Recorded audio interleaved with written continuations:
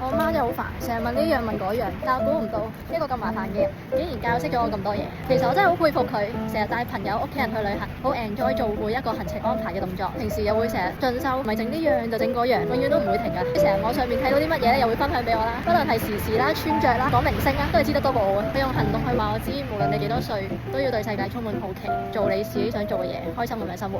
有一日我同佢 FaceTime，我同佢講話我覺得我自己應該唔會生小朋友，我覺得我唔識做人啊嘛。跟住佢就好平淡同我講，咁你覺得我一開始就識咩？跟住我就覺得，你又啱喎。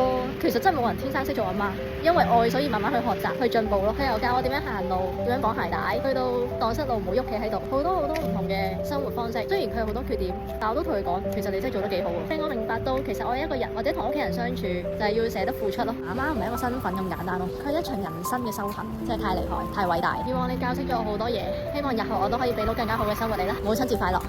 想知道我更加多嘅故事，follow 我 IG。